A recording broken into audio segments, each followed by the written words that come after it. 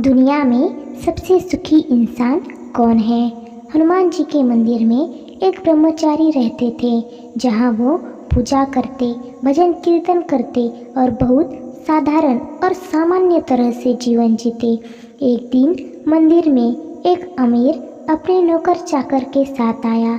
उसके ठाट बाट को देखकर ब्रह्मचारी ने सोचा, ये व्यक्ति सुखी व्यक्ति होना चाहिए।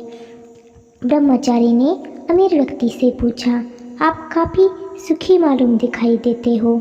अमीर ने कहा, मैं कहाँ सुखी, मेरी शादी को 15 साल हो गए, एक भी संतान नहीं है। यहाँ दूसरे गांव में रामलाल नाम के एक व्यक्ति रहते हैं, उनके 4 बेटे हैं। सच्चे अर्थों में वो सुखी है। ब्रह्मचारी उस अमीर की बातें सुनकर रामलाल के पास जाते हैं और उससे वही सवाल करते हैं कि आप सबसे अधिक सुखी मालूम होते हैं।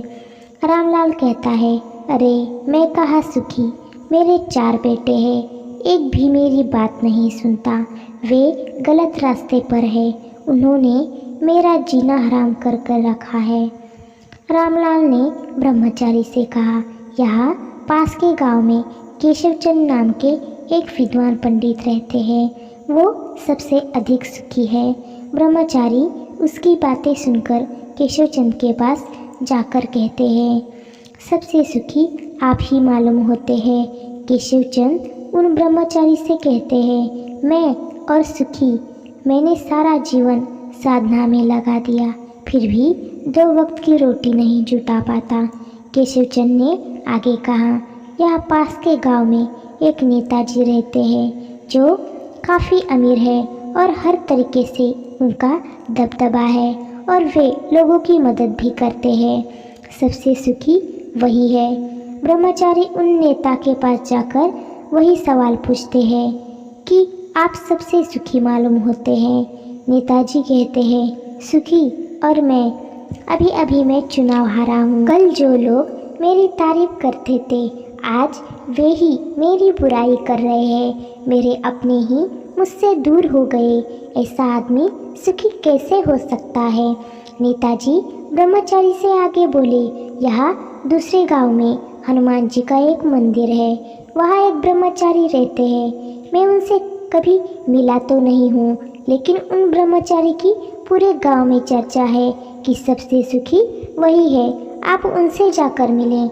नेताजी की बात सुनकर ब्रह्मचारी को खुद पर शर्म आई, क्योंकि नेताजी जिस मंदिर और जिस व्यक्ति की बात कर रहे थे वो ब्रह्मचारी खुद ही थे। दोस्तों, सभी को लगता है कि दूसरे सुखी है और हम दुखी, लेकिन एक बात सोचिए, यदि अभी आपको बहुत से पैसे देकर दूसरे की ज़िंदगी जीने मिले तो आप जीना पसंद करोगे?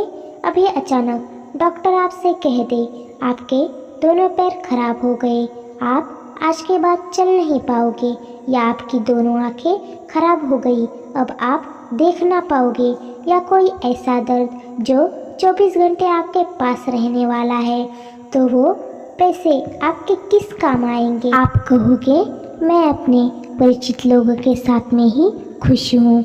दूसरों से अपनी तुलना करके खुद को दुखी मत करो या खुद को कम मत आंको, क्योंकि जिससे आप तुलना कर रहे हो सकता है वो आपसे सैकड़ों गुना ज़्यादा दुखी हो।